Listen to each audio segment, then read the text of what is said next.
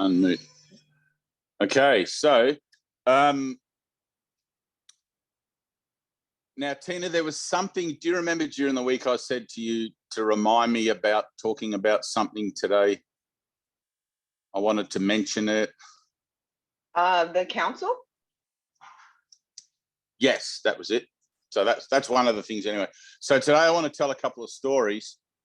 And hey, Doug, I have to just, there's a whole bunch of people on the other page as well. Okay, so I'm back on my iPad. I tried to set up on the laptop and I haven't used it for so long. It started doing this massive upgrade of everything and I couldn't, it sort of locked me out. But anyway, so first business, Teddy's left the building. Yay! It's like finished his atonement assignment and gone. And like the joy of that is just something that's been, I don't know, bubbling up for like the whole week. And I've spoken to a few people this week who have said that they've really felt an upgrade or an increase in their ability to tune in and meditate and all of these sorts of things. So, and I had that too. I had the same thing that like the day he left, it was just like, holy cow. It was like a giant wave of energy that just didn't stop. And it was just going through my body and all that sort of stuff. But which is pretty common. But one of the things Ted always used to say was, don't adjust. Okay, so whenever there's a shift in consciousness, don't adjust. And if you can remember that, A Course in Miracles, if you've got the blue book, I don't know that it says it in the white edition or the sparkly, but in the very beginning of the blue book, it says, welcome to a great experiment. Right now, an experiment is only an experiment because it's being monitored. Okay, the effects of the experiment and the data and everything that comes back to the, let's say if we use the idea of a scientist monitors the experiment so they can learn how to achieve something better. Okay, so if you think of mind as not so much as a collective, but as whole mind, it's like whenever any one of us ascends or returns to beyond the bardo, it's like, I don't know how to talk about it. It's like a higher level than the bardo, which is where Ted's from, which is why I want to talk about the council. All the information, because everything that we see around us, even though it has no meaning other than that which we've given it, the process of transformation transfers to every mind across time space as living information. And you'll have people on the other side of the planet that'll be like, I don't know why I feel this way, but I suddenly feel like I have to tune into a Zoom meeting, or people will just feel suddenly inspired by things. So when Ted left, not that he was ever actually here, like you have to understand that none of us are actually here. When Ted left, the integration or the upload, if you like, of all the information of his atonement assignment was added to the whole. Does that make sense? It's like the whole of his package, the whole of his atonement assignment was living information that is now able to be distributed across the board without the necessity to have to go and sit in front of him and listen to him and all of that stuff. It's like the whole continuum got raised up by a massive amount, like a massive amount. It was just huge. The flow on from that is that anyone who is participating in their own association or in their own reassociation through the course, and I've had like 5 people in the last week going, oh my God, what's happening? I feel like I've just been kicked up a notch and all of this sort of stuff. Begin to feel it. Okay, so if you're at that point in your transformation where you're starting to become more sensitive to the subtle energies or the subtle frequencies of the transformative process in your own mind, you start to feel that things are changing. And a couple of nights ago, usually before I go to bed, I'll I don't know why, but I usually lay flat on my face. Okay, I'll just lay flat on my face, and I'll just sit in the silence of my mind and allow my mind to open. And I get this peripheral light, this glow that comes from behind my consciousness somewhere and just goes boom, and it like really, really powerfully. And to the point where if I have more than one episode of that, I won't be able to sleep for the whole night and things like that. But the other night, as soon as I closed my eyes, I didn't have to do anything. As soon as I closed my eyes, it was as if a light went on automatically in the refrigerator. You know, when you open the door and the light comes on by itself, the light went on automatically twice, and I knew it was Ted. So, so that was kind of nice. You know, but it was a white light. It wasn't normally, if I get a peripheral light, it's gold. It's like this shimmering, beautiful gold sort of light, and blows my mind. But this was pure white, and it was kind of circular, like a full circle, like complete. The gold light that I get is usually like a ring, as if I had a halo and it fell down. But so anyway, don't adjust, right? Over the next few weeks, this is going to be happening for a while. Over the next few weeks, if you're doing the workbook lessons especially, you'll realize that it becomes slightly easier and slightly more, how would you put it? It's like you'll understand things better, right? Because every single mind that's engaged in its own transformation is going to be getting tweaked, is going to be getting that upgrade, is going to be getting the benefit of the entirety to the max that it can handle it, of whatever the information was that Ted's just uploaded to the grid, right? So, and I call it a grid, but it's like the cosmos, the mind, the whatever, the universal effort to, you know, at man's salvation. So that's really cool. I want to tell the story of the council, and I want to tell the story of my own enlightenment. I know some of you guys know it. Michelle and Dean, you know it, and Annie knows it.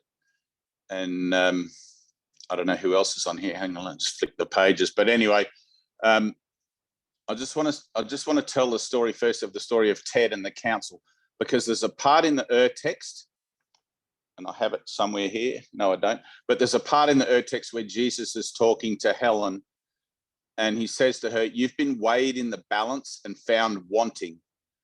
Right now, if you know the story of Helen and Bill and how the course came and everything, you'll know that Helen struggled for probably most of the time with the idea that she was hearing a voice and being used as a channel and all of that sort of stuff.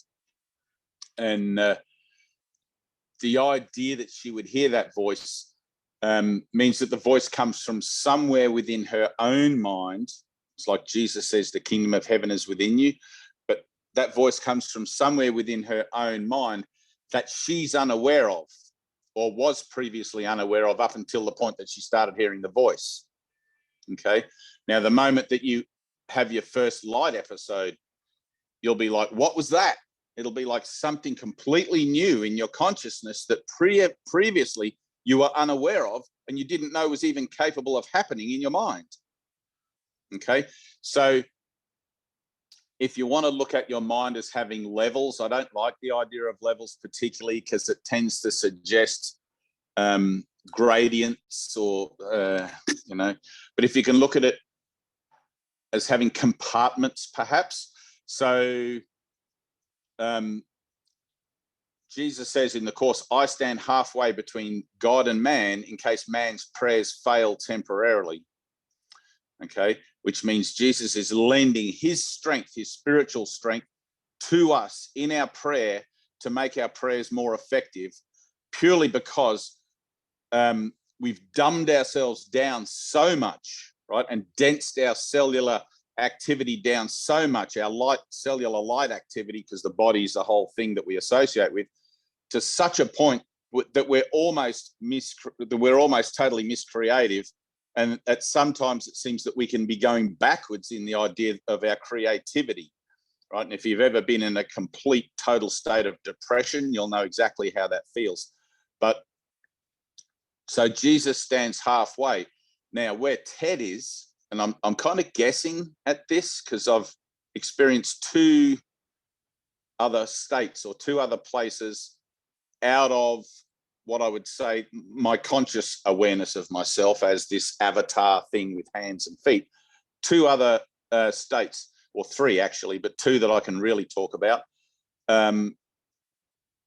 One of those occurred when I was at the Healing Centre in New South Wales, and we used to have these cabins at the back where vulnerable people could live, and people that needed accommodation could live as long as they were participating in the centre. And there was a few women there that had been in horrific relationships that were trying to use the course to, regain their sense of self in that regard and go beyond it and all that sort of thing.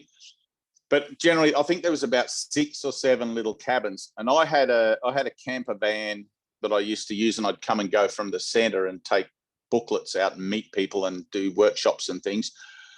But when I came back one time, one of the cabins was vacant, so I moved into the cabin temporarily, and they had these teeny little television. I don't know if it was all the cabins or just mine, had a teeny little television that was beside the bed. And oh, hang on, I have to backtrack. I have to give you the backstory for this story. So there was a point in my transformation, and it kept coming up where I realized that I was being guided, where I realized that my guidance was an actual living kind of guidance, where I was being directed by a power that I was unaware of. But even though I was aware of the guidance, I was unaware of where this power was from, where it was coming from, where this guidance was coming from. And one day I went into our session room, into the big meditation room, and I don't know why, right? Most of these things that you do in your transformation, you'll just feel inspired to do strange things. But I don't know why, but I went and I got a dozen chairs, plastic chairs, and I arranged them in a circle. And I went and grabbed a dozen cushions, like there was about 50, 60 plastic chairs. There was no one there. It was like really, really early in the morning or late in the afternoon. I can't remember, but there was nobody there. And I put all the chairs around in a circle. I put cushions for comfort. And I invited my guides, whoever they be or may not be, symbolically to join me in this thing, in this, what would you call it, ceremony or ritual or whatever, this thing that was just going on in my own head. And I told them I wanted to meet with them. I wanted to know who they were. I wanted to know where my guidance was coming from. And I'd heard the voice of Jesus before several times, and it wasn't the voice of Jesus that my guidance was coming from. It was a different kind of voice and a different kind of prompting, but it was still advantageous to all the efforts that I was putting in with my transformation through the course, right? So I did that, and Annette, one of the women that lived at the centre, walked through the session room whilst I was doing that and saw all the chairs and everything, and she had a bit of a hissy fit, and she said to me something like, "This is not what the centre is for," and whatever. She must have thought I was doing some kind of voodoo ritual or something, I don't know. But I was sitting in the middle of the circle of chairs, and I all I could say to her was like, "I don't know what anything's for, like I'm just making this up as I go along. I really don't know what it's about."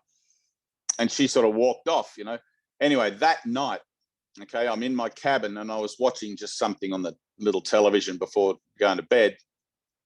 And I remember I sat up in my bed and I reached across the little space to push the off button on the TV. It was no remote control. It's one of those ones you got to turn the dial for the channel and thing. And old school. And as I went to put my finger out, a tiny gold orb appeared, like a tiny iridescent gold orb appeared between me and the television, which was only a span of about 1 meter. And it was translucent. I could see the television through it, but it was shining like the sun. Like it was just so brilliantly golden bright. And I wasn't scared. I didn't feel anything particularly that I can remember, but it came over to me and it got to my face, and then it just suddenly expanded and engulfed me, and I was gone from my body. All right. So the next thing I know, I'm in this place where Jesus was. I'm assuming Jesus was, right? But I'm in this kind of like amphitheater where I'm down in the bottom and I'm looking up. Now, there's nothing. I've got no body. I'm just a mental, I'm just my mind. I'm just consciousness. Okay. And I'm looking around with my, not with my, I had no eyes, but I'm looking around with my consciousness, and there's nothing, I can't see anything, but I know that there are people there or beings there. And there's a kind of a signature to each one. They were kind of like energy, just pure energy, these beings, and they were all around. And then behind them, another row all around, and behind them, another row all around, as far back as you can imagine that goes, right? And one of them came down to me, like kind of floated as energy. And I'm guessing I was just that energy as well. I didn't have a body, as energy, and took me around the circle where I was in, took me around the circle looking up at them. And we stopped at a place and looked up. And I noticed a gap. I noticed a gap between the energetic presences that were there. I don't want to call them ghosts, because it wasn't like Casper the Ghost or anything, you know. There was a gap, and the voice of the one that was with me said, "This is where your teacher Ted sits." And the next thing you know, boom, I was back in my room in the cabin, and I leapt out of my bed, and Ted and Janelle had the cabin at the very end, right? Janelle was Ted's girlfriend at that time. And I raced across the compound, and I'm like banging on Ted's door, hey, like that. And I was so excited, you know, and I told Ted exactly what had happened or whatever. And he goes, "Oh, cool." He said, "You just met the crew." He goes, "They probably gave you an assignment." And he was so nonchalant about it, like it's just like everyday kind of thing. And I'm like, wow, how are you not as excited as I am right now, like that? And then he just sort of looked at me, and he goes, "You probably just got an assignment." And then he explained to me about those spheres, the little orbs. And he goes, "They all contain information, and some of them are blue, some are gold, and whatever. And they're actual information that is passed. I don't know how, but anyway." But the day before Ted left his body, I was down at the beach, and I think it's on my Facebook page. I did a Facebook Live, and Ted tuned in to the Facebook Live. This is the day before he left, right? And I remember seeing a little notification on the screen saying Ted is in the group, or Ted is watching, whatever it tells you, but whatever. And I was going to say hi, but I was on a roll with whatever was going on, and there was other people coming in, and so I didn't end up saying anything. But I had a total out of sequence time interval during doing that live, where all of a sudden I was talking about something, and then I was talking about leaving the body. And I forget, like I'm going to go back and watch it when I get a minute, but I forget what I said. But there was this whole thing about having, because I don't know if any of you know, but Ted had ALS, right? Lou Gehrig's disease. And it takes a hold quite quickly, and most people have about 12 months to live and whatever. But like Ted was gone literally the next day. And one of the things that I spoke about in the live on the beach there was about just laying the body aside and going, or something like that. And that whole little section just kind of was snipped out. If ever you've had one of those conversations with someone, and then you walk away later and you think that was odd, you know, what that person said or what I said, why did I say that? And Jesus talks about him in the Course as out of sequence time intervals, right? It's like something that's inserted, as if Dave consciousness for a second was taken out, and whatever needed to be said was put in, and then Dave came back in again after that, you know. And it's like, I have no clue what I said. And the next thing you know, I'm getting these notifications from people saying Ted's gone.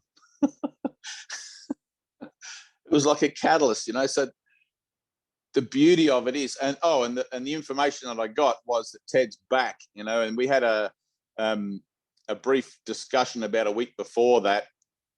Ted and I were just having a chat on wherever it was. It might have been via email. I know it wasn't on Zoom or whatever. And I was just talking to him about his ALS and stuff like that. And I said to him, look, the crew want you back. He used to call them the tech crew. I call them the council, because it's I don't really have the same relationship with them as he did, but I just call them like the high council, because that's sort of how they appeared to me, or how it felt to me. And I said to him, look, I've known for quite a while that they've wanted you back. And he said, oh, good. He said, that makes sense of the information that I've just been given as well.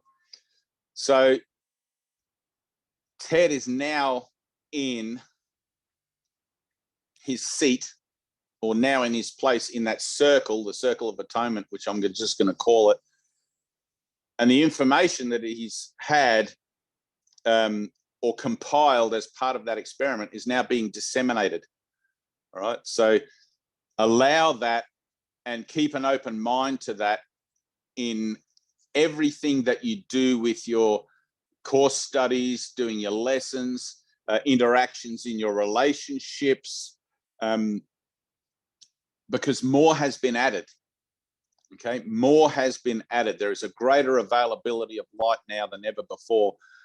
And it always takes a minute to integrate. And it's quite often, whenever you have a shift in consciousness, you'll notice that there's a 3 or 4 day period where you feel all disoriented and out of sorts and whatever. And the teaching is don't adjust to that. Allow that to be okay. All right. If you have a huge shift, you can end up in the nut house, right? You can end up in mental care or whatever. And it's like, you don't need to do that. All right. Everything's perfectly organized. This is kind of a huge shift, but because of the information contained in the shift, it's being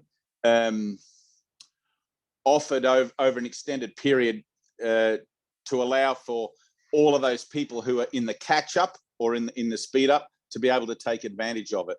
It wouldn't do any good to be able to give you all that download of light and have you end up in the nut house. Okay, it would be kind of counterproductive. So, but if you do feel that disorientation and that I feel out of place and how come the course isn't working and I don't feel like I'm in touch with myself and all of this sort of stuff, just don't adjust. Just be still, allow it to pass. It's just energy and it's just integrating, and you'll come out the other side of it and you will be able to recognize the shift that has occurred in you. Okay. And you'll pick it up in your relationships. You'll pick it up in the way you express yourself. You'll pick it up in a sense of self that is more confident and all of these sorts of things. Okay. So normally, you know, like if you, I don't know how to describe this, but if you, in the period of life where we grow up, let's say, as from children to adults and all of that sort of stuff, you can kind of pin plot your course.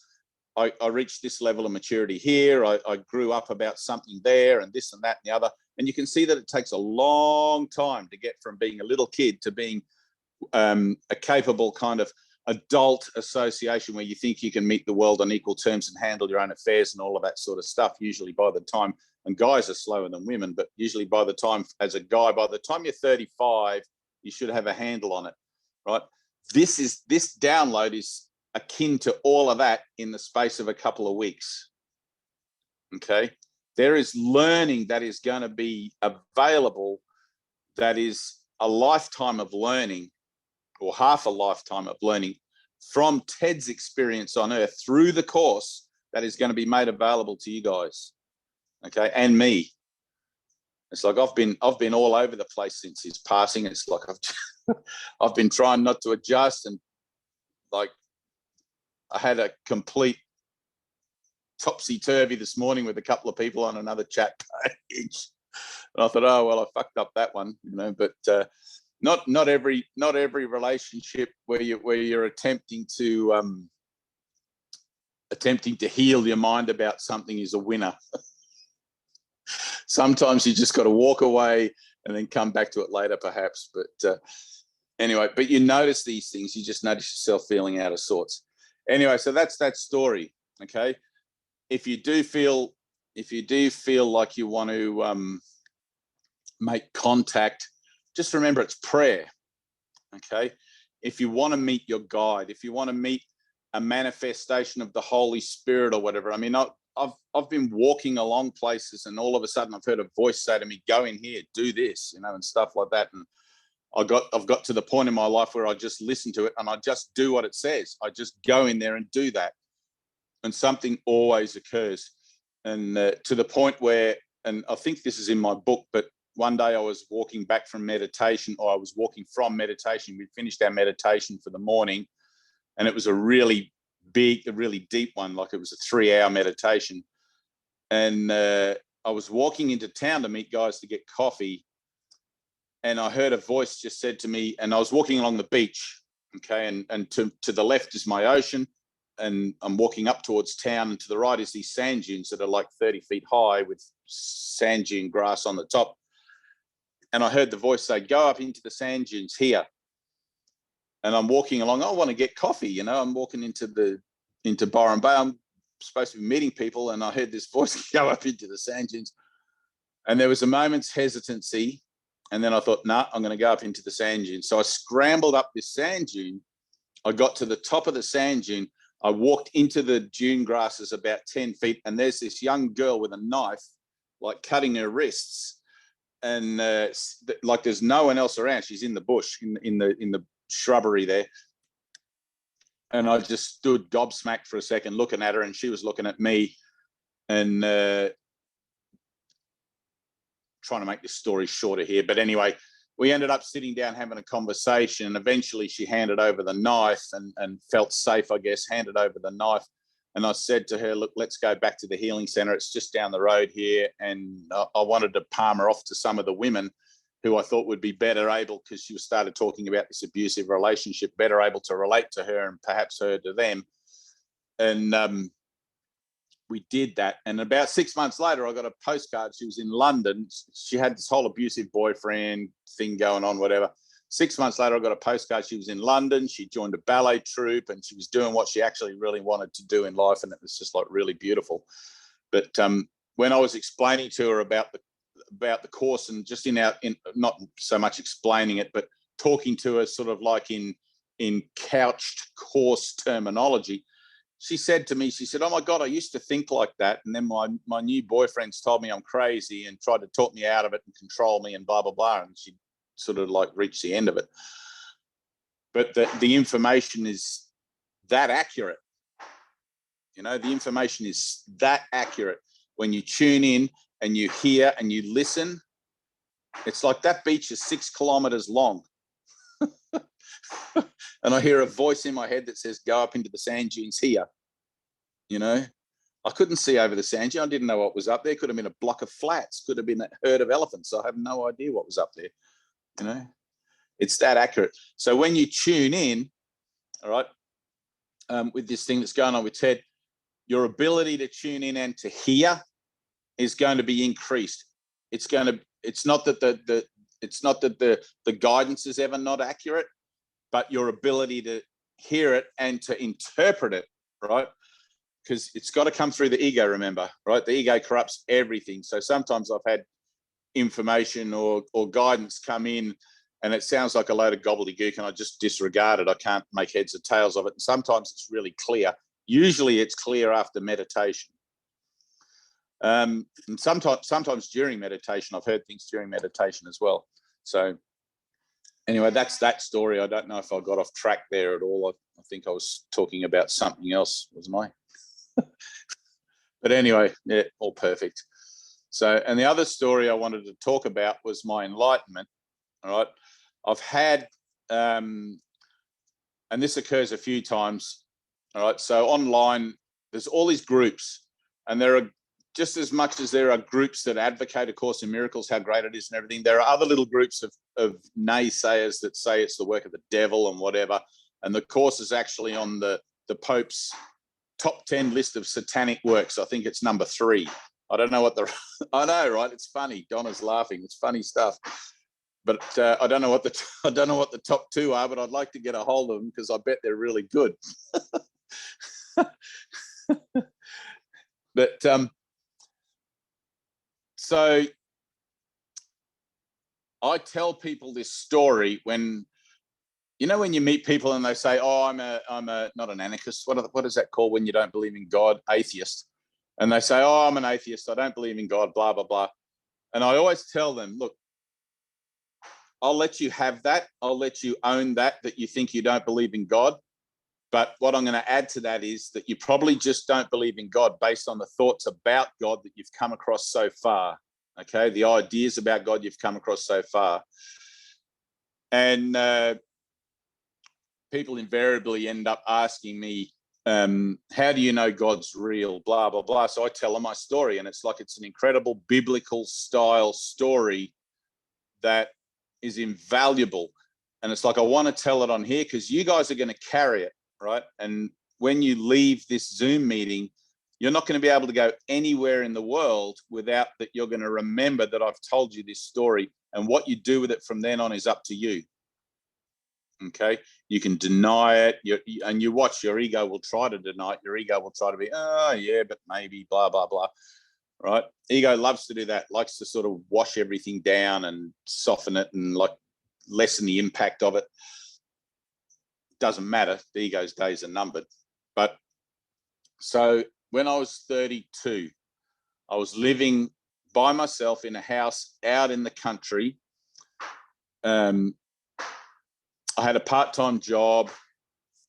I was drinking a lot of alcohol, taking a lot of drugs, right? Just marijuana and magic mushrooms and things that were growing around.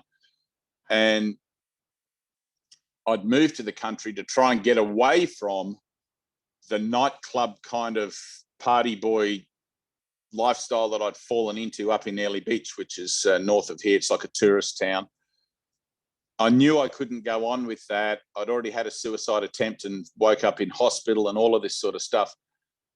And life was just going down, down, down. And I thought, I have to change everything. I have to move from this place. I have to go and get away from all these people that I associate with, the lifestyle, the whole thing. So I bought this house in the country. I couldn't stop drinking for quite some time. And the drugs and the whole thing sort of followed me there. But after a while, I did manage to stop drinking, or really tone it down to just what you would call social drinking, I guess. Whereas before I was drinking like a 40-ounce bottle a day. And I started to, I'd already had other spiritual experiences, and things going on there, which I could talk about that too, but we'll be here forever. But one night, after having had some experiences of things and still not clicked, or still not clicking with the path or the orientation that I wanted my life to have, I fell to my knees in prayer, right, which you would call the dark night of the soul. And about 2 weeks prior to that, I'd torn out the Sermon on the Mount out of my Bible, and I'd been reading it, and I'd been reading about forgiveness and love thy enemy and blah, blah, blah, and all of that stuff. And I wanted that. I really wanted that. I wanted all that forgiveness and that love. And beyond that, I didn't even see why I would even want to have a need to have that. I didn't want there to be anyone for me to forgive and the whole thing. And I fell to my knees in prayer, and I'm like this. Oh, I had a knife in this hand to cut my wrists. I was done, like it was the darkest dark night of the soul. And I'm kind of fetal on the ground. I'm crying and my gut hurts and everything. And I'm blubbering to God and Jesus. And I said to them both, it's like, I don't even know if there really is a God and a Jesus, but I can't go on. My life has no purpose. And all my friends have these hard lives, and my life is meaningless. It's just got nothing. Like, I just feel empty inside and all this sort of thing. And I remember bargaining. Ego loves to bargain, right? I remember bargaining with Jesus, saying, I don't want to have to go to seminary college and study the Bible for 6 years or anything, but if I have to, I will. If you tell me to, I will, I promise, and all of this stuff. But, and then I remember saying to him, this before I even knew the course existed, right? I remember saying to him, I could probably manage 12 months. I could probably manage a year if there was a year course, It was so funny. It's like, it seems like such a setup to me now. But, and I wanted to be helpful and all of this thing. Anyway, I woke up the next morning in my bed. I don't know how I got from my living room to my bed, because my bedroom was at the far end of the house. The knife was gone, right? I was tucked into bed. I hadn't been, just prior to that night, I hadn't been drinking or taking drugs for about 3 weeks. Okay, maybe a little longer than that, 4 or 5 weeks. But I woke up in my bed and I heard this voice. And the voice came from my mind. It came from the floor. It came from the sky, the mountains, the cupboard. It came from everywhere. And it was a huge booming voice. If you've ever seen one of those old Cecil B. DeMille movies where God talks to Moses, Moses, like that, it was like that right now. I couldn't say whether the voice was male or female. It was just a voice, and it was a commanding, powerful and gentle voice. And it said to me, go to Byron Bay. That's all it said. Right? Go to Byron Bay. Now, from where I lived, Byron Bay is about an hour and a half. The new highway that exists today wasn't there. You had to go over the mountain, okay, across the border, over the mountain and down into Byron Bay. And that was about an hour and a half journey. Around the other side of the hill, or a small mountain from where my house was, where it was a commune where I used to live with a whole bunch of hippie kind of people. And we were all sort of in one way or another exploring our spiritual beliefs and all of that sort of stuff at the time. But I moved from there temporarily back into my house. I'd rented it out for a little while I was on the commune, but I moved back into my house. But I raced back around and I grabbed Bernie and Kiri. Bernie was like the owner of the commune, or the founder. And I said, look, I've heard this voice. It's God's voice. I know it's God. And I have to go to Byron Bay. Will you come with me? And I asked them, will you come with me? And they're like, hell yeah, let's go. And so we all got in the car, the three of us. We drove the hour and a half over the thing, went to Byron Bay, had a great day in Byron Bay, went swimming and everything like that. Nothing happened. There was nothing miraculous, nothing godly, nothing. And when we got home in the evening, I dropped them off. When we got home, I was a little flat. I sort of thought, well, I was expecting something to happen, Anyway, the next morning I woke up in my bed and I heard the voice again, go to Byron Bay, like coming from everywhere, loud as can be. Went around, picked up Bernie and Kiri, right? That's how stubborn I am. Picked up Bernie and Kiri, went to Byron, had another great day, came home, nothing happened. Anyway, so the third day I heard the voice, go to Byron Bay, and I decided I'm just going to go by myself, okay? So I got in my car, drove to Byron Bay, and as I'm driving in the road into town, I can't remember the name of the street, Shirley Street or Johnson Street, I heard the voice again, but this time it wasn't coming from everywhere. It was coming from behind me. And I had a utility truck, right? So it's just a tray. There's no seats in the back. And I heard the voice say, turn left here. Okay? Specifically, turn left here. And there was a left-hand turn coming up. I looked in the mirror of my truck thinking there was someone in the back of my truck talking to me through the glass, like just checked, like that there wasn't someone hitching a ride. And so I turned left, drove over the railway lines to Belongil, where I'd never been before. I've been to Byron Bay quite a few times, but I'd never been down to Belongil. I just figured there was nothing there, old factories and stuff. I drove past the old meatworks and all the dilapidated whaling station and factories that used to be there, which were now occupied by artists and things like that. And my car, it was a good car. It was a Toyota, and it never broken down, nothing. It started to shudder and started to shake like it was running out of fuel. I had plenty of fuel. And I pulled over to the side of the road and stopped, right, thinking, what's wrong with my car?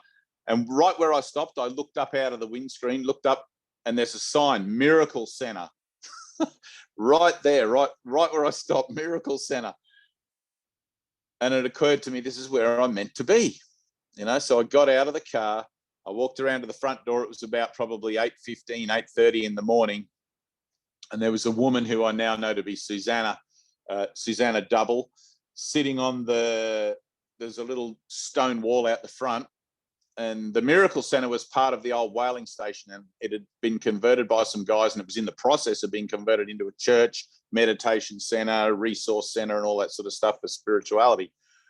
And I walked up to Susanna and I said to her, this might sound kind of weird, but she was having a coffee, I said, this might sound kind of weird, but I've heard a voice. I think it's God, and it's directed me here.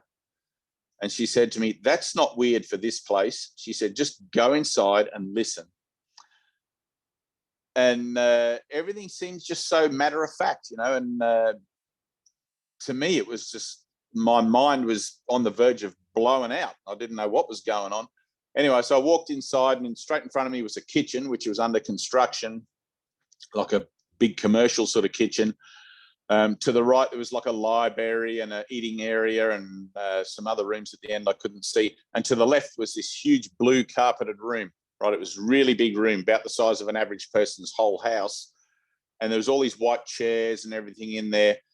And I recognized it as a kind of a meditation or a function room sort of thing. And there were all signs around the wall that said mind, determination, and all these sorts of affirmative kind of things around the walls. And at the far end of the room, there was a group of about 6 or 7 people there reading the 20-minute book, right? Which I don't think I have one here. Do you have one, Tina? Do you have a little book there? So, but this is, yeah, that one that Tina has.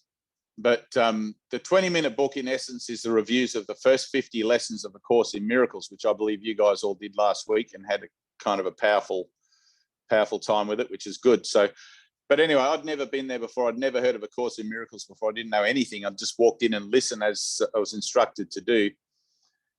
And I approached the group. I didn't want to get too close and like feel like I was interrupting. So I sort of stood just sort of on the outskirts of this little group of people, and they were just sort of standing in a little circle.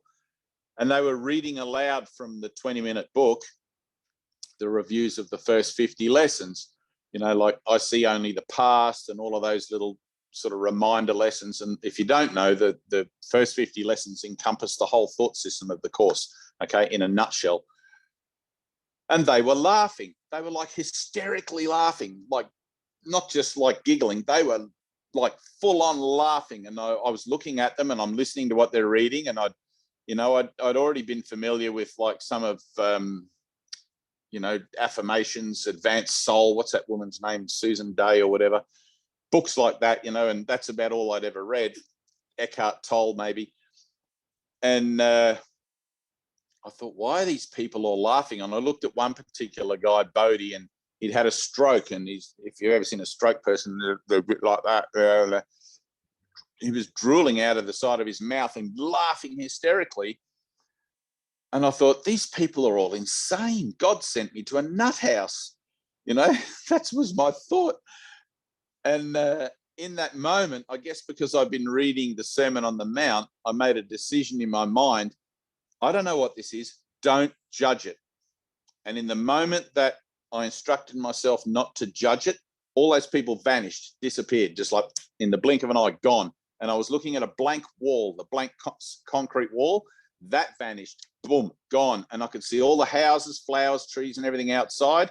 And then that all vanished, and then my body vanished.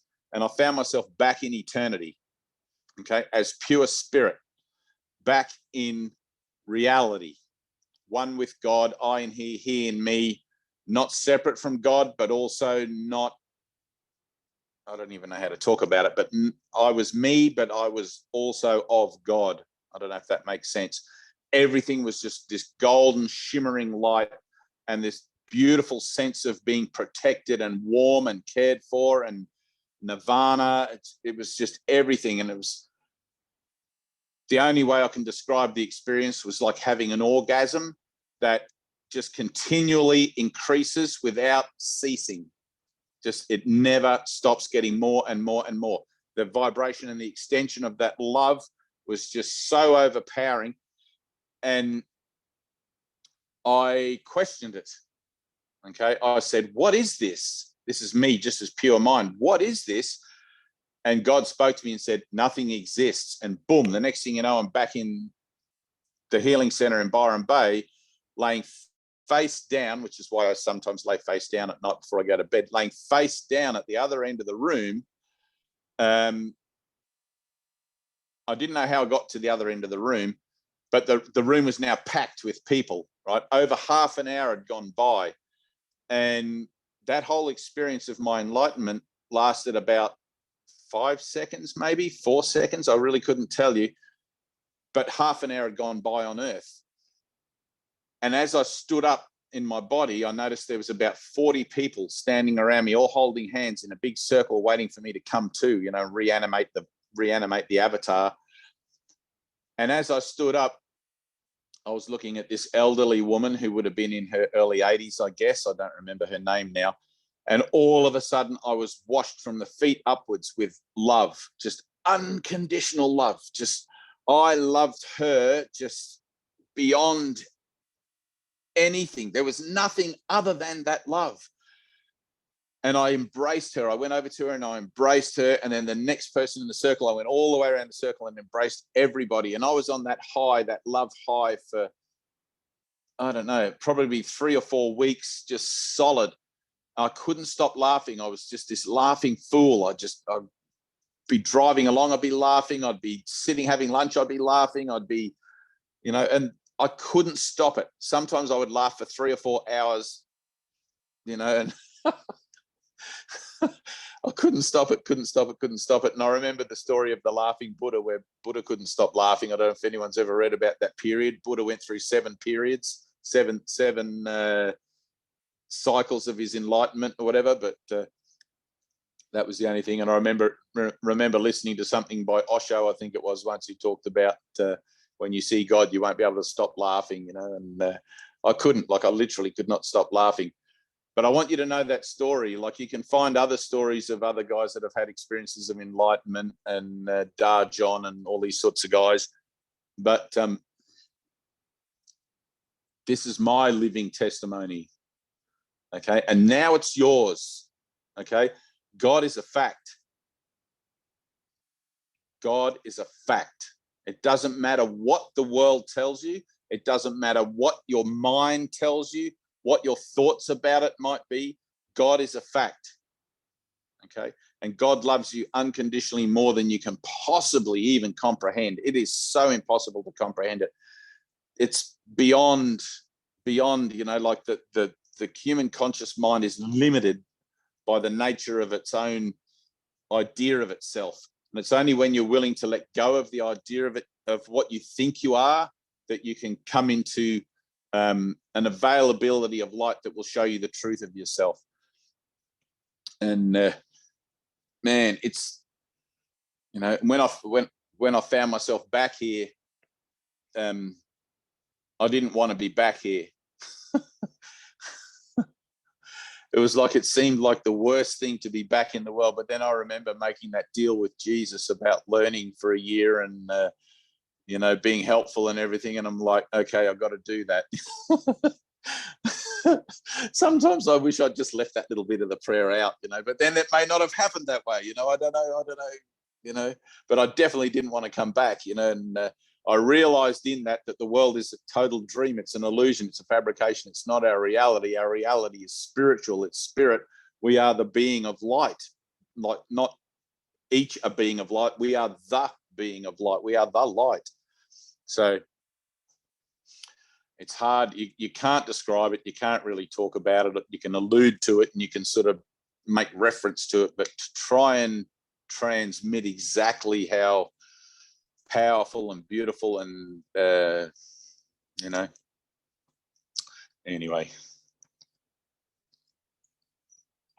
that's that story, and now you've heard it. So, and the other thing, while I got Wendy and Travis here, so do you remember, you guys, we had this when we did our what were we doing? We did our light session, and I said you guys were like a thing together for a long time. So I was driving along.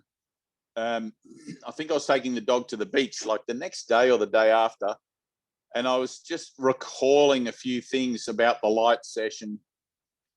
And I remember I just asked Jesus, I said, what is it with those guys? They're really like two peas in a pod. And somebody had written to me, I forget who it was, and said, oh, they're probably twin flames or something. And I don't really know I've never looked into what a twin flames is, but I get the idea, But and all of a sudden, like I asked you, I said, what's with those two? There's something there between them.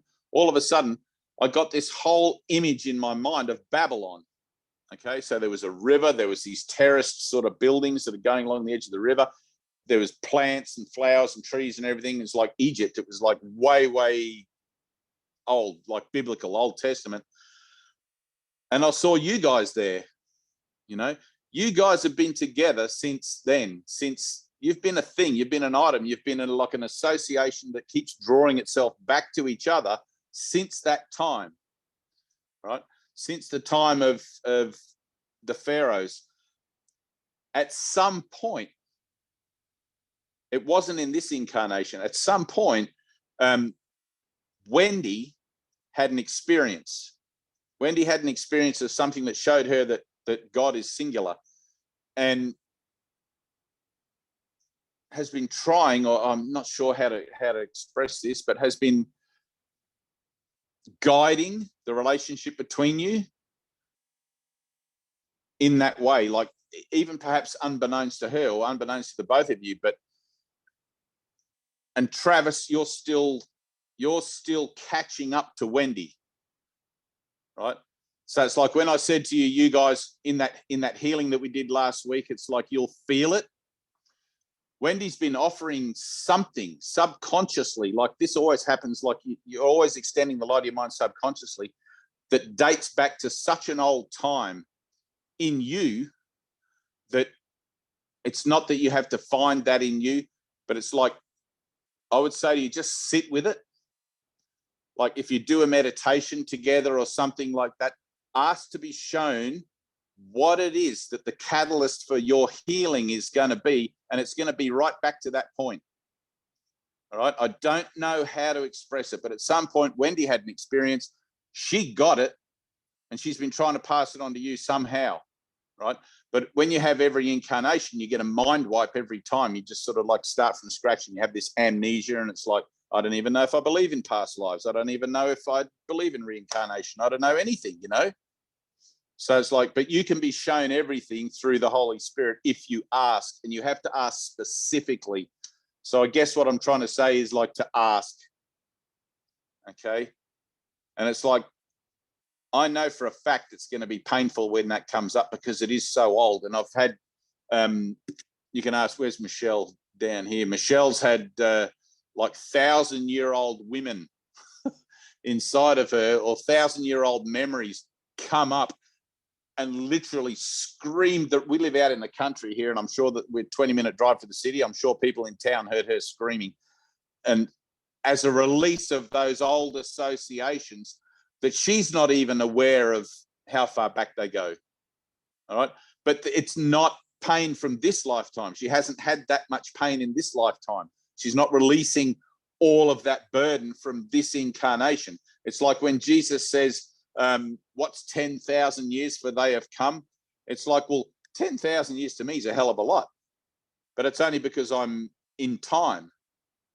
You know, 10,000 years, that's a big stretch, Jesus. Are you telling me to be patient for 10,000 years? How many incarnations am I going to have?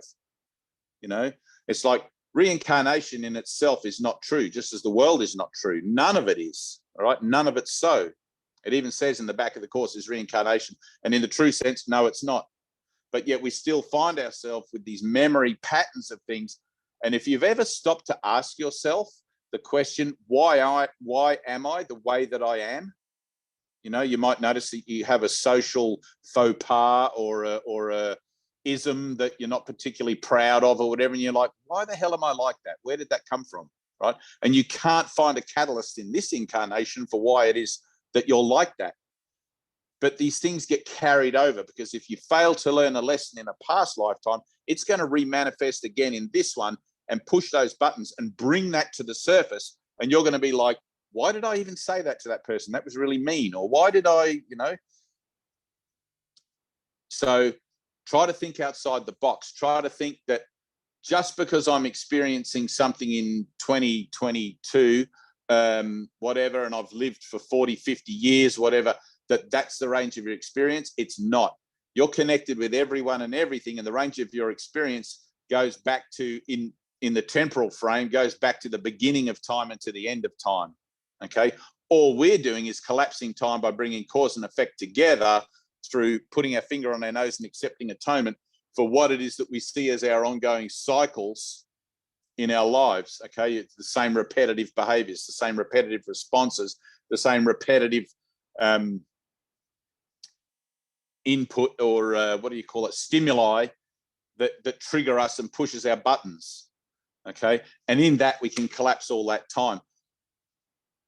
As that's collapsed in this incarnation, as that time, let's say we have a bad relationship and every Friday come payday or whatever, we go home to our spouse and we argue about how much money and it's just really shit. And then we go and get drunk and then have make-up sex and all. And there's this pattern of stuff that goes on, right? It's a repetitive pattern within the relationship, right? That is exactly the sort of patterning that I'm talking about. And for everybody, it'll be different. It'll be whatever, but it'll be a pattern of concern or upset or whatever. It'll be something that takes you out of your peace, right? As you heal that in this lifetime, in this incarnation, it gets snipped out. Time gets shortened, okay, for you. And not that your time on earth is going to be shortened. You're not going to die 10 years earlier because you asked for a miracle, but the time that you spend in your incarnation dwelling on meaningless shit will be shortened for you, okay? That also gets snipped out of every incarnation that you have had and that you will have. Okay. So you'll often hear Buddhists will say to you, oh, I spend 5 hours a day in meditation so I can have a better incarnation next time. Okay. That's kind of a true thing, right? So my response to that, however, is how do you know you didn't do that in your last incarnation to have a better lifetime this time? Because you're always sitting there goddamn meditating, but it's like, that idea of improving your record is through the course as well, right? So when Jesus said to Helen, you've been weighed in the balance and found wanting, it's like because she hasn't made any effort to improve her record. She's still living in doubt, denial, and all of these things. But to give Helen credit, I mean, it's like forgiveness hasn't really been a tangible and explainable thing to wrap your head around between one person to another, divinely speaking, until the course came along, and she was the catalyst for that happening. So, but Jesus is putting her right on point and saying, you need to get your act into gear here. But so I just thought that was interesting, and I remember in that vision too, Babylon's beautiful. Like, I don't know if any of you guys ever read the Bible and talks about the hanging gardens and whatever, but it was really nice. So, but anyway, that's that. Is that helpful? Does that strike a chord with you, Wendy? Yeah, you've got some really interesting energy going on. I don't know what it is. Travis is sort of like on your coattails. I don't mean that as an insult or as anything demeaning, but it's like you're the alpha in the relationship, and Travis is sort of, and then together you make the whole. Yeah. But you're definitely the one that is going to be the catalyst for the next level, or the next, I don't know how to talk about it, for the next big healing. So we'll do next week, we'll do another light session. Okay. And Donna, you'll probably leave your body altogether. So I know you had an out of body experience a few days after that, didn't you? That's kind of cool. There was a lot happened. A lot of guys wrote into me and said, oh, this happened and that happened after that light experience or during the light experience or whatever. And generally, I can't make sense of any of it. It's like a lot of things are so personal, and you just sort of like, oh, well, that happened, on to the next one. But I do want to really kind of like knuckle down with you guys and try and push that. All right, because I think it'll be helpful if you're ready, and if you're willing to do that and everything like that. Donna's happy because she just knows what's going on. I can see you. All I can see is you're all dark and there's a smile. Oh, there you are. So the other thing too, Tina said to me about, because you guys did the 20-minute book, the reviews, the first 50 lessons last week, and we were talking about the idea of setting up a Zoom meeting just to do that before we do our light sessions and our talks like this. And I think that's a great idea. We used to do the 20-minute book every morning before we would do session, before we would start meditation, we'd get together and read it. And it was only generally a core out of 60 or 70 people that may have been there. There was a core of about 10 or 12 or 15 sometimes that would come early enough to do that for whatever reason. But if you are interested to do it, if you feel drawn to it, I'll come in and I'll do the first one. Like Dean and Michelle, where are you? They're down here somewhere. Dean and Michelle, or it's just under Michelle there. Michelle, you could even take that. Okay, you and Dean, you could host that meeting, because we've done so many of these 20-minute book sessions preceding our light sessions that, you know, or Tina, whatever, if you wanted to do that. But because it is the whole nutshell of the course in one condensed little reading, which it doesn't take 20 minutes, it takes like an hour or whatever. But what you'll find is these moments, okay, so these moments where we gather for this reason, we gather for this purpose in this Zoom room or in our course group, if you've got a course group at home and you go to that, that meeting has a specific purpose, okay? As soon as I take these off, as soon as I take my headphones off, let's say, and plug everything away and go back out into the world, I'm back out into the world. And if you're in a period of mind training where you're new at it or not really carrying it with you yet all that well, you'll find that it's very easy to get distracted and caught up in the hubbub of the world and what seems to be going on in Canada and Australia and all these things that are going on right now, and start to form opinions again about what you think's going on and want to take sides and isn't this terrible. Before you know it, you're judging everything.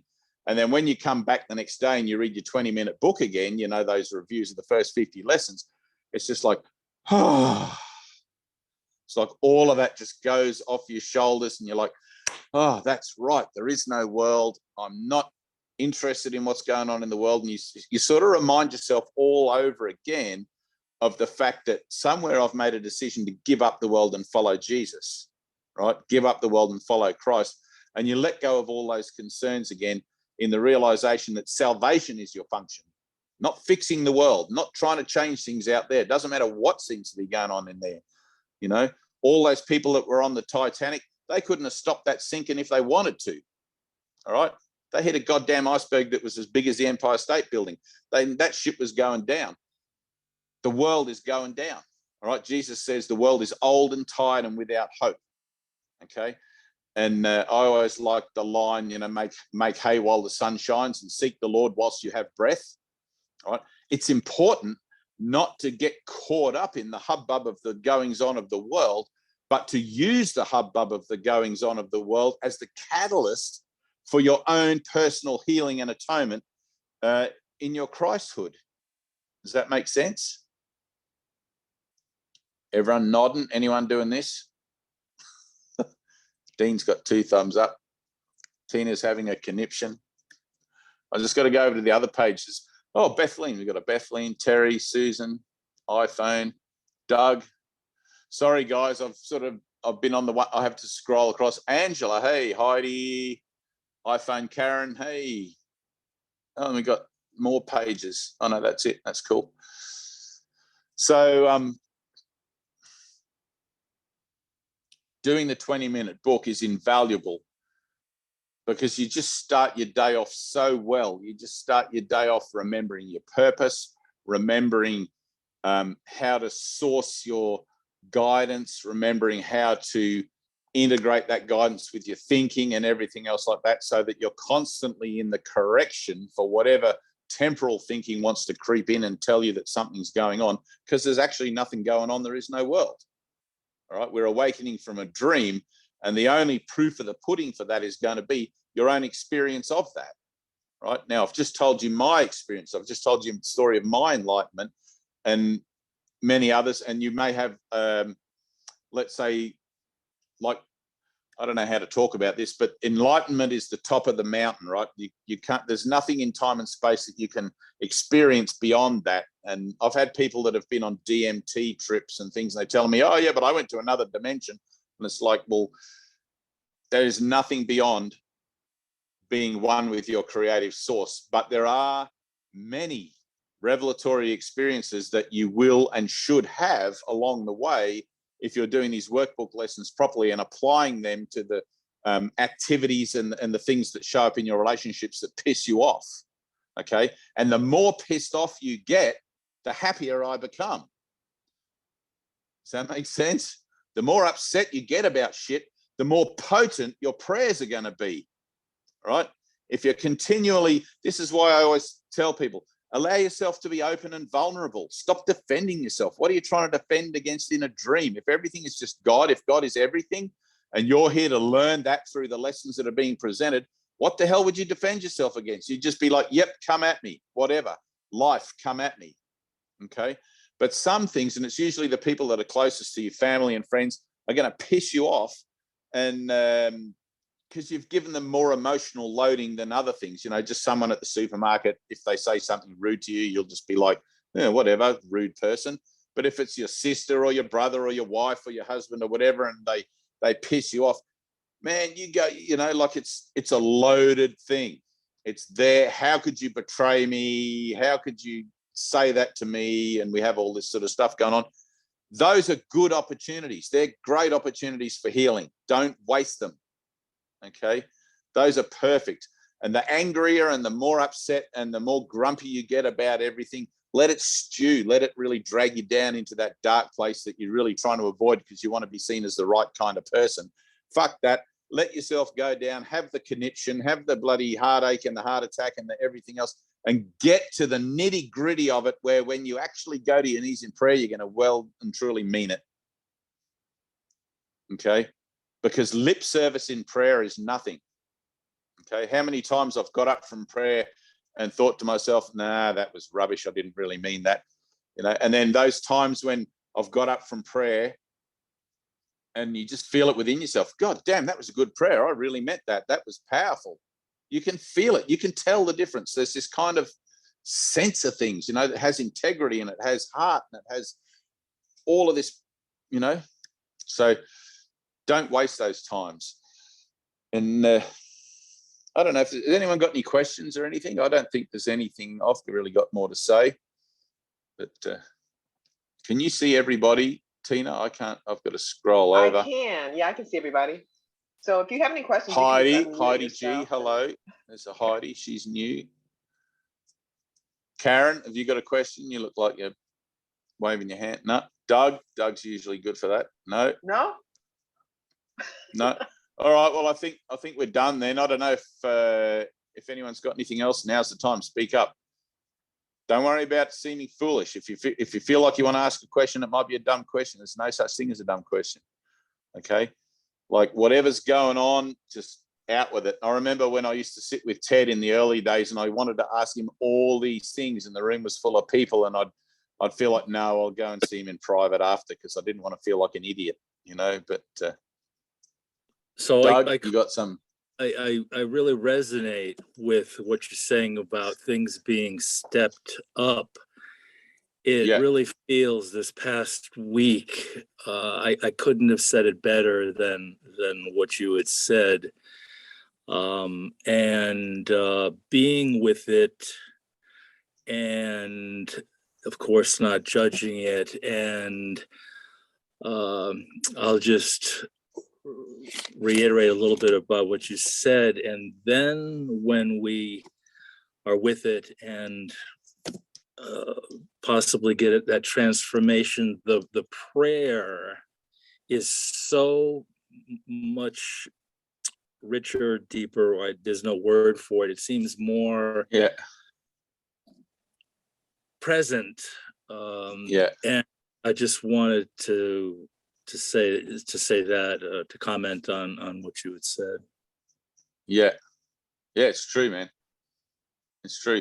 There's a Ted always used to say, like when the old man passed out of his body into the next thing, Ted always used to say, this is going to create a big ripple, right? Because I don't know if you guys know the old man, Charles Anderson, or Master Teacher, or Dear One. That's why this room's named after him, really, the original Dear One. But when he left, all the guys that were really close to him and all the guys that had this kind of teaching, learning association with him over all those years, all got this massive boost. I don't know how to describe it. Like it was just like you play Super Mario Kart and you go through one of those level up like a spinning diamond, and all of a sudden you got extra speed and extra everything, extra. It's like that.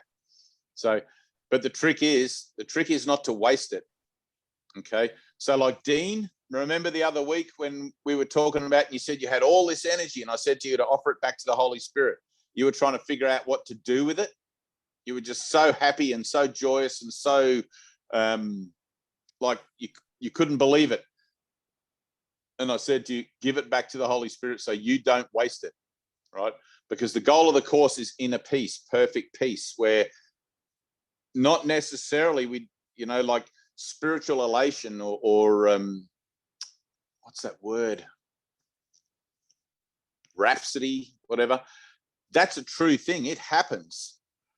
But it's like, because we're transforming our minds, the part of our mind that we still have yet to transform is going to want to judge it and use it for something, right? It's like if you give a kid who's got a go-kart, or someone who's got a car, and you give them suddenly a superoxide fuel or whatever, they're going to want to put it in a street car, and see what it'll do. All it's going to do is blow up the engine, all right? So when you have one of those moments where you've been uploaded and you recognize it, and you've just got all this energy, all this feel-good energy, and it just feels so great, and you don't know what to do with it, just put your hands together in prayer again. It's like, all right, here, Lord, take this from me. I don't know what to do with it. Just keep it in reserve. I don't want to waste it. I don't want to corrupt it. I don't want to go out there and just like blah, blah, blah, blah, blah, and, blow off steam and use this energy just for nothingness. Okay. And you'll find that you get guided with that to use it for what it's actually for. All right. One of the things in, and Ted used to talk about this a bit too, is you're not going, I know it's in the course somewhere, but where Jesus says, oh gosh, he's talking about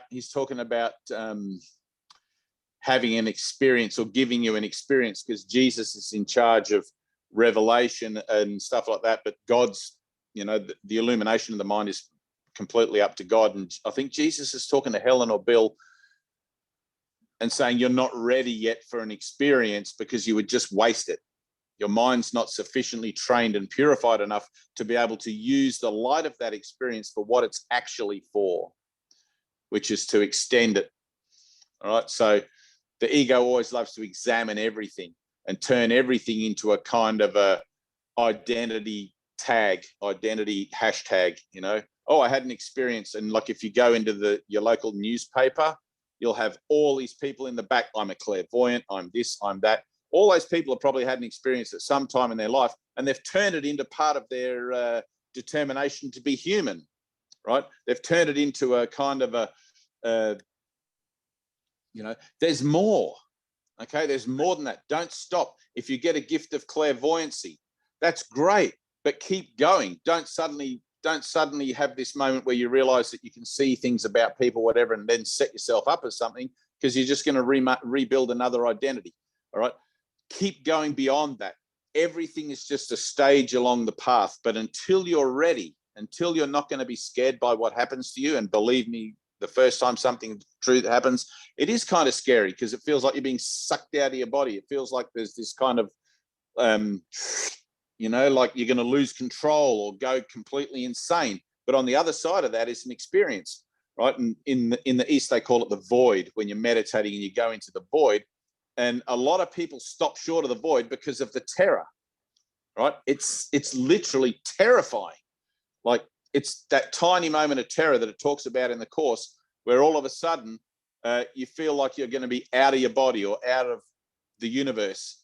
And that's a true thing, and it happens. And I've had so many people tell me, oh, yeah, that can't be right. I was meditating and I got this complete terrifying thing, like I was going to be sucked out, so I don't meditate that way anymore. And I'm like, no, meditate that way more. That's what's supposed to happen, right? But you're not going to allow yourself to enter into that experience of nothingness until you're ready for it. And so you have to have these kind of like preamble experiences along the way that show you that there's nothing to be afraid of. Okay, light experiences, holy instants, and all of these sorts of guiding things that will lead you one thing to the next, to the next, to the next. Okay. I had Tina, one you of the look mesmerized. Oh yeah, go for it, Doug. one of the thing, something you said, which I think is very interesting and worthwhile, and I'm paraphrasing, but it's like a healing out of context. So you're being healed for something that doesn't relate to the current situation because the mind really couldn't incorporate the present one. So you're healing something. You're healing something else. It could be based on other people or other situations, but you sense this other thing that you can't grasp, but something something is healing, and it's out of context. Right, and it's not necessarily that it's out of context, but the Holy Spirit is infinitely kind. Okay, it's beneficial for you to be able to see and to identify what it is that's being healed in your own thinking, so that you can actually see the atonement working in you. But in some people, in some cases, like if you'd been to war and you'd seen atrocities, or if you'd been raped and things like that, you don't necessarily want to have to revisit that visually, emotionally, and whatever, and know that that's what you're going to have to heal, because you'd be afraid to go there again, because those things have terrifying markers attached to them. Okay, so the Holy Spirit, being infinitely kind, will heal your past, let's say, heal your past references without the necessity for you to have to actually look at it. All that is required of you is the willingness to allow that to happen. Oh, it's beautiful. Okay? It's beautiful. I know it is beautiful. And but what you said before is actually right as well.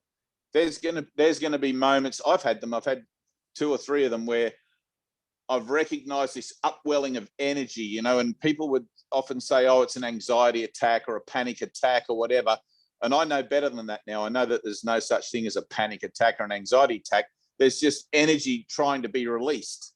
The ego identifies it as anxiety, right? The ego always speaks first and goes, oh, I have an anxiety attack, or I'm bipolar, or I'm this, or I'm that. None of that is true, okay?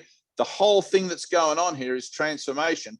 And the advantage of having the course is that you're actually able to participate with it, okay?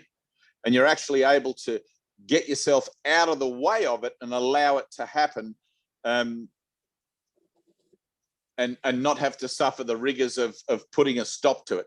And when you get a cold or a head cold or whatever, something like that, the first thing you do is reach for the vitamin C and the everything else like that. There's no such thing as a head cold.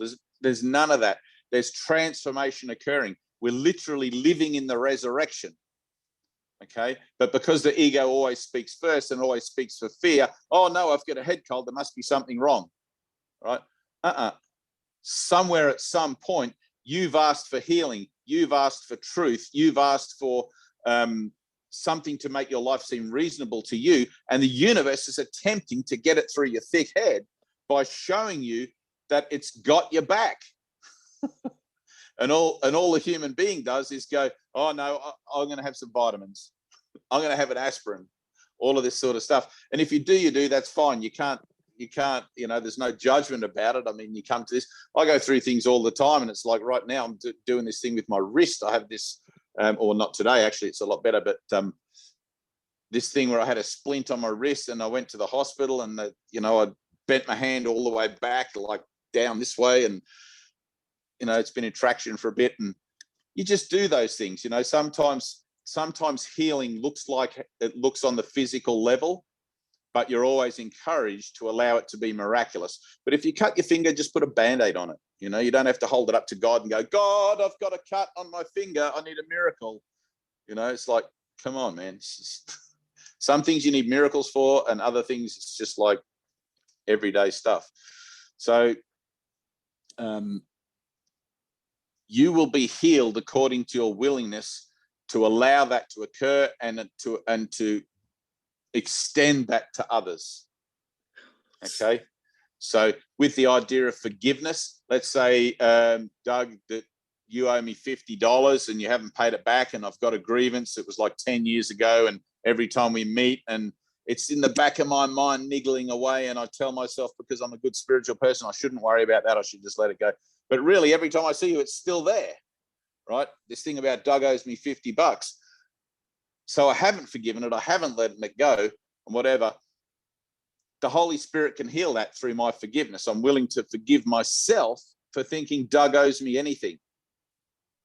Okay? Because there is no lack, right? That's only my old frame of reference where I think somebody owes me something, or there's a lack, or there's a thing, right? Those sorts of things I can recognize in my interactions with you and with other people. But some of those things that are back here are so painful that they just show up as energetic signatures, and you don't know what it is, and you just ask for the healing of it anyway, right? It's going to happen because it did, right? It's not like you have to organize your healing for yourself. You don't have to. You just have to be willing to place your life in the hands of God and say, all right, I'm ready. I want to heal my mind of all the bullshit. You know, I don't care how that looks. I just want peace. I don't care what I have to go through. I just want peace. I don't care what the outcome of the situation is. I just want peace. Okay. And that's where you really have to be honest with yourself about letting go. Are you willing to let go of everything? Your job, your home, your family, your relationships, the whole thing, right? Because you've been charting a course through life like a bull in a china shop, trying to get your own way again and again and again and again. And sometimes when you come to this, you know, you have to, when you get to the point where you're just willing to do anything for inner peace, like a drug or alcohol addict, for example, like you've got to be willing to give up that entirely, not go slightly cold turkey, whatever. It's got to be like, I've got to give it up. You know, it's not manageable. I see that I have an addiction. I see that I have a problem. I need help. And that help has to be allowed to be total across the board. And it's like, for me, I had to give up my house. I had to give up my job. I had to give up everything, like literally in the physical, everything. A lot of guys I know haven't had to do that. But for me, I had to. I was so screwed up, you know. But the changes that occur are, let's say, changes that are a reorchestration of your own association. Does that make sense? They're always for your own good. And even though you might say, well, I like my job, I don't want to have to give that up, or I like my current spouse, I don't want to have to give them up, you'll find that as you begin to go through transformation, some things will stay with you and some things that aren't helpful will fall away. All right. If you begrudge the ones that fall away as if, oh, well, you know, I didn't really want to, whatever, then your healing has to hold, has to wait. Okay. It's like you're trying to paddle again back upstream against the current. It's like, it's got to be, your willingness to heal has to be unconditional.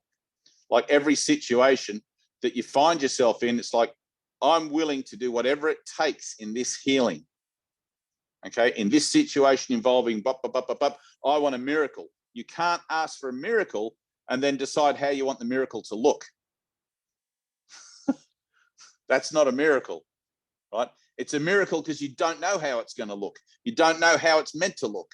You don't know anything about it. How did that happen? I don't know. It was a miracle. Does that make sense? Cool. All right. Yeah, but it is beautiful. It is beautiful how that occurs, how that, you know, it's like you said, stuff that you're not even aware of it. And the next thing you know, you're blubbing like a baby in the supermarket and, you know, releasing stuff and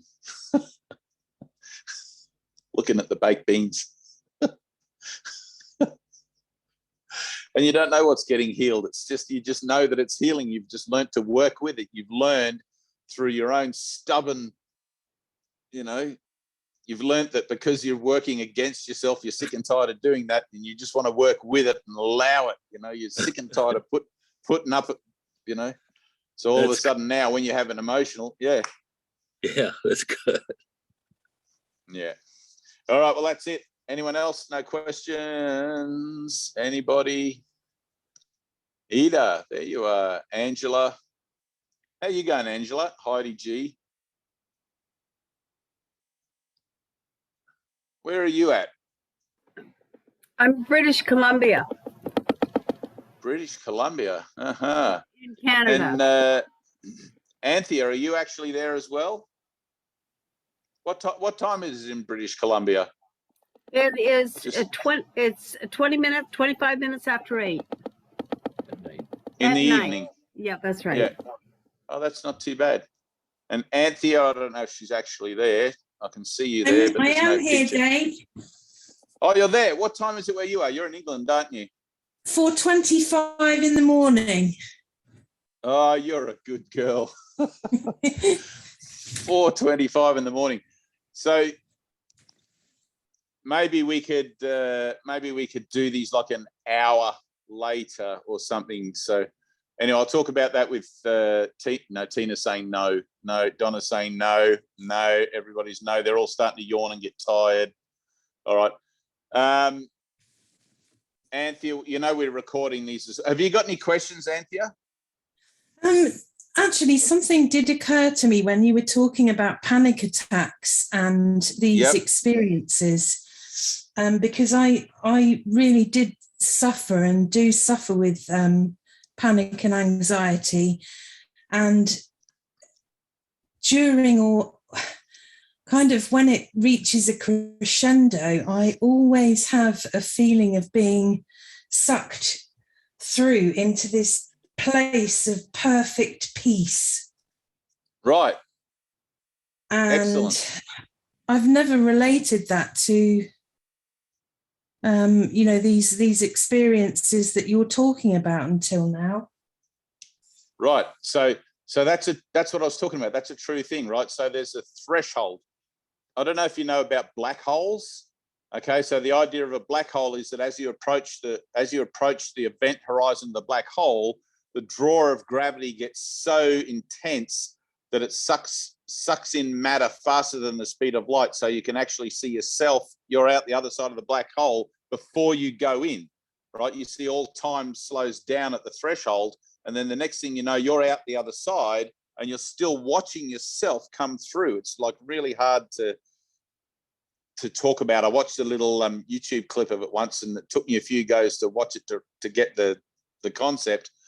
But that idea of where you said that your anxiety attack or your panic attack or whatever will reach a threshold, that's it. That is everything. Okay, so everything in time and space is an idea of limit. All right, beginnings and endings, and a limit to those things. So when you have a panic attack, there's going to be a limit to it. You may be able to associate your panic attack with a particular circumstance or event that's going on, or maybe you're not. Maybe it's just a spontaneous one that occurs. You don't know why you're suddenly having this anxiety and everything.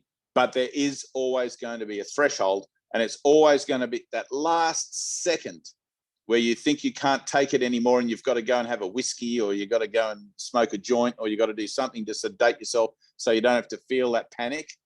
But if you can be still and breathe and remember that it's not really a panic, it's energy. Okay, it's light. It's a natural process that is attempting to occur in you. All right.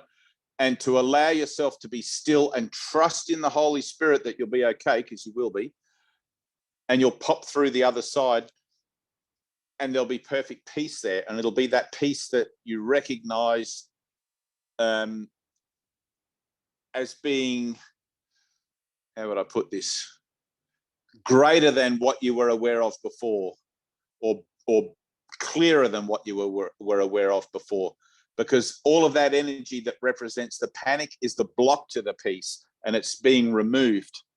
Okay, does that make sense? Yeah, so really then every anxiety panic attack is healing. Yes, absolutely. Everything is healing. Okay, so the Holy Spirit's purpose is healing. That's the only purpose he has. And so therefore, that's the only purpose that's actually happening in time and space. All right. Despite the fact that our little pointy brains want to say something else is going on. Okay. Because the ego always speaks first. They're going to say, oh no, I'm having a panic attack. I need to see a doctor, or I need to get a brown bag and breathe into my bag, or whatever goes on. It's like, if you do that, you do that. I'm not going to tell you not to go and see a doctor or take a pill or whatever. I would never tell you that. But because this is a journey of faith, if you're willing to take it on faith that the only purpose that the Holy Spirit has in your life is healing, you can safely be still and allow that to occur, okay, and know that you are God. All right, so that biblical injunction or admonition to be still and know that I'm God. Jesus is talking to you. Be still and know that you are God. Okay. In that, like most people will have a light experience during meditation. Okay. Most people will say, "Oh, I experienced some light." I've never really spoken to anyone that's done a dedicated meditation that hasn't had some kind of transcendental experience after a few efforts, after a few tries. But when you start to expand your horizons or your mind into, let's say, transcendental or higher frequencies, what happens is your ego, because the ego likes to analyze and pigeonhole everything, it can't analyze and pigeonhole that, because its domain is consciousness. When you through meditation and prayer and everything attempt to have an experience outside of consciousness, that's seen as a threat to the ego, and the ego tries to corrupt your efforts and convince you that you're going crazy or that something's wrong or you're having a panic attack and all of this sort of stuff, so that you won't do it again. Okay, but you have to be like determined not to listen to that voice, which is why we're learning to listen to the voice for the Holy Spirit rather than the voice for our ego. But part of the course is also becoming aware of the dictates of your ego, so that you won't be fooled by it when it shows up, because the ego loves to dress up in spiritual clothes as well and offer you all sorts of things like crystals and tarot cards and all of this sort of stuff that it'll say is spiritual, and it's really just more idolatry, and it's only part of it. If you've got the course, then you're already way beyond any of that sort of stuff. But the ego can only offer you that kind of thing. It can't really it can't really offer you any clarity on what's beyond time and space, because there's no need for you to have clarity beyond it, because you are it. You are what that is, and you know it perfectly well. And the first time you have a true glimpse of light, it's like you'll be like, "Woo! I had an experience of light." That light is what you are. All right, that light is literally what you are. It's like you're looking into all of a sudden the veil just goes like, whoop, parts the veil, and you see in a mirror, and you see a true reflection rather than the reflection that has wrinkles and skin and hair on its face and stuff like that. So that's really cool. But yes, definitely you can master the art of that. Like if you're someone who's prone to panic attacks and anxiety attacks and things like that, you can actually, now that you're aware of it, take it on board to become, let's say, the master of that, to the point where you could increase that anxiety. All right. And I know that might sound a little bit daunting on this side of it, but eventually you could increase that anxiety, or allow for the increase of that energetic upwelling in you to the point where you can transcend time and space. Because the whole thing of entering into the void is exactly how that is. We identified it as anxiety, but it's not. It's just like this tiny little shift in consciousness. And when you have a light experience, you'll feel this kind of, it's not like a click, but it's like a little movement in your mind. I can't really describe it. You'll be in your conscious domain here, where see, hear, smell, touch, and taste. And all of a sudden there'll be this kind of like, and something else is happening in your mind. And you'll be like, what was that? And you'll corrupt it. The first time that it happens, you'll corrupt it. You'll want to examine it. You'll want to look at it and analyze it and try to work out what happened and all of these sorts of things. That's your ego just jumping in again. The Christ in you already knows perfectly well what's going on. The Christ in you knows perfectly well that in your efforts at meditation and everything else, all that's happening is your healing. Okay. But the ego doesn't know what that is. So it tries to bring you back down, and manipulate your thinking to co-opt the experiences that you're having and call them something else. So you'll go to the doctor and you'll get sedated for your anxieties or whatever and things like that, but there's no need for that. It's like I used to be a bit of a smoker, and at one point I decided to give up smoking cigarettes when I was about 23 or 24, I just did it cold turkey straight away. I just decided I wanted to stop, and I stopped. Right, but I know people, friends of mine, who's still trying to stop, and they get patches, and they stick these patches on, and then they do other things, and they do hypnotism, and they do all these other stuff, you know. And I went to a hypnotist as well, which worked for a little while, but eventually. But it's all about the power of your mind. All right. If you decide you want to go through it, you have an anxiety attack or a panic attack, and you make that decision, it's like, no, I don't want to adjust this. I'm going to go through it. Holy Spirit, be with me in this. Help me with this. And you just be still and you breathe and you just let it happen. All right. And at the moment where you think that you can't take it anymore, that's when it's going to happen. It's always in the 11th hour. Right? The miracle always happens when you're just about to give up. Yeah, that makes a lot of sense. I've never looked at it like that. Right. Right. That's how it happens. It's like that's when your mind actually opens. When you get to that point, that threshold point where you just can't take it anymore, and you're just about to, it's like all of a sudden there's this brief little in the mind, and boom, it happens. All right. I would rather though that you did it while you were sitting meditating or something, rather than if you're at the shop and you have a panic attack. Because when you're meditating, you're actually controlling it. You're actually giving yourself permission in a safe environment to sit down and allow yourself to have that anxiety come up in a place and time of your own choosing, where you can not feel concerned about freaking out in public or all of these things that might crowd in on your consciousness to make you avoid and adjust to it. Does that make sense? Yeah, I've really suffered because it happens when I'm in the car. So I'm very, it just makes me quite terrified. And the experience before you get to the perfect peace part is bloody terrifying.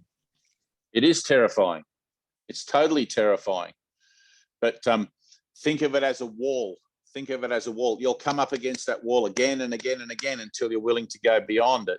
Now, you may not yet be ready to go beyond it, okay? Your spiritual determination, and I know you say that you've had these moments of perfect peace, but if it's ongoing, there is more to be had, right? So you may not yet be ready. There may have to be other things, other relationships and other issues or whatever, or things that come up in you that you believe in which are false about yourself, that you'll have to let go of before you find the clarity and the determination to want to confront the whole thing.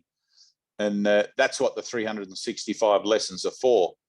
Okay, you're having these like moments of practice, and you start to apply them to your daily situations, and before long you start to see changes in your relationships, and people, family, and situations and events begin to look differently to you because you're responding and reacting to them in a different way, based on little tiny shifts that are occurring all the time in your mind through your prayer and your meditation efforts. Okay, they can take quite some time to build up to a point where you can recognize what's going on and begin to cooperate with it in a more functional way. But if you don't notice anything going on and you're still finding that terror, that doesn't mean that nothing's going on for you in a way of healing. All right, it just means that you're still in that being prepared stage, or you're still looking at it.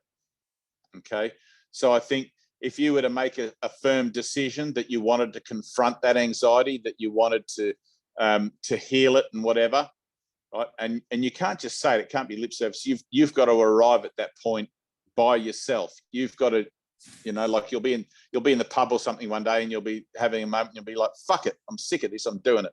And not because I say so or anything else, it'll just sort of appear as your own idea. And I'm heading out, Angela. Hey, thanks, Angela. And then you'll actually go through it. I've been through lots of things where I've known in the background that I've got to heal this. I've got to let go of this bad behavior or this bad attitude or this bad whatever. And it keeps showing up. And you eventually you get sick of your own bullshit, of tolerating your own bullshit. And you'll have one of those moments where you're like, nah, I'm going to do something about it. All right. But in this framework, we do something about it with God. We do something about it with the Holy Spirit. All right, we're not alone. Yeah, is that cool? You just can't do it by yourself. I mean, you just can't. You can't. No, you can't. You literally need a miracle, right? If it was up to you, you would have done it already, and we wouldn't even be having this conversation. You know, you're the one. You got to think of it this way: I'm the one that got myself into this mess, and I'm the one that. Yeah, Wesley knows that one. I'm the one that got myself into this mess, and I'm the one that's got to get myself out. But I'm not going to use my own thinking, because my own thinking only got me there. Only got me here, right? I need better thinking. I need new choices, or I need a better way to think about the situation I'm in that's going to reflect to me what my actual best interests in the situation are, right? Not the best interests that I think based on the outcomes I think I want. Okay. Because like it's at some point we're all going to lay these vessels aside anyway, and you know, ashes to ashes, dust to dust. So you can't really have any concerns about it. Oh well, I've just got to pay off my mortgage, or I've just got to, you know, what the hell does it matter? It doesn't matter a bit. There's nothing to worry about, you know.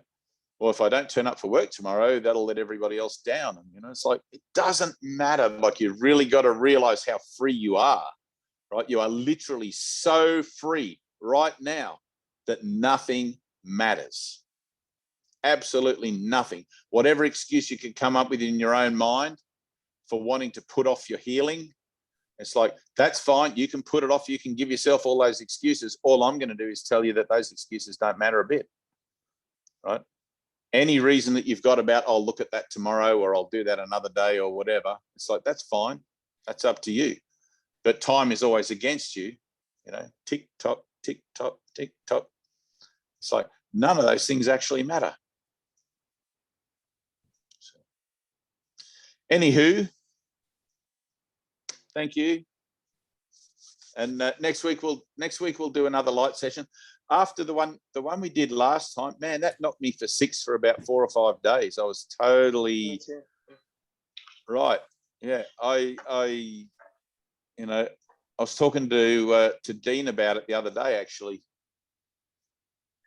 it's like when we do our light sessions here, and it's usually Dean and Michelle and me, and sometimes somebody else, but we've done ones with like 5 or 6 people, and ones with just the 3 of us. And I like it with just the 3 of us. The energy's kind of like easily manageable. But when there's a lot of people, because we are all connected, it's like there's an influx of this energetic releasing going on and whatever. And it's just like, oh, I feel like there's a load of, you know, I don't know how to describe it. It's just almost too much. But you don't know that it's almost too much until when you're finished, until you stop doing your light session, and then the next day, and you're just like, oh man, I feel like I've been hit by a truck. So we used to do them here. Rosie used to have people come to the day spa here. We have a thing out the front there with a spa and a massage center and a whole thing, and people would come, and Rosie would do yoga and all of that with them. And sometimes they couldn't drive in their car afterwards. They'd be so mind bombed with light and the love and everything that they'd try to drive down the hill to leave, and often they'd stop, you know, and they'd come back up and they'd be like, I can't drive yet. It's funny stuff. Yeah. Used to get the same thing. You'd find after a big meditation session, you know, like sometimes you just can't do anything. You just got to like sit down and just chill. So anyway, that's it. I'm going to take Pedro to the beach, and peace and love to everybody. Thanks for tuning in. Thanks for contributing. No wuckers. I hope you all have a beautiful week, and I'll see you if you want to join in next, whenever it is, Friday, Saturday. We'll do it again. Yep. Every Saturday. Mm-hmm. Oh, Tina, whilst people are on here, did you want to do something next Saturday with the 20-minute book? Yeah. An hour before? You want to try that? If we do it now, but we could do it in this. But check the chat room. Maybe we want to do another day. I don't know, another day, or you want to do an hour before the actual satsang? an hour before would be good for me. Plus, it keeps everybody fresh and all sort of tight, you know. And like just before a light session, especially, it would be really helpful. All right, cool. So I'm good with that. Y'all good with that? You set it up and advertise it and whatever, and we'll just turn up. That's what it is. Right on. You guys just turn up. All right. I love you. Thank you so Bye. much. Thank you. Thank you. Thank you, Dave. Thank you. Thank you. Bye. Bye. Bye. Bye. Shooting you hearts. Bye. Bye. Bye. Twin. Bye. All right. And yeah, get some sleep. Thanks for showing up, love. Bye, bye, bye, bye, bye. Seriously, no. Later, Gators. Kevin, are you awake? Bye. Okay, we'll leave him to sleep. Right on.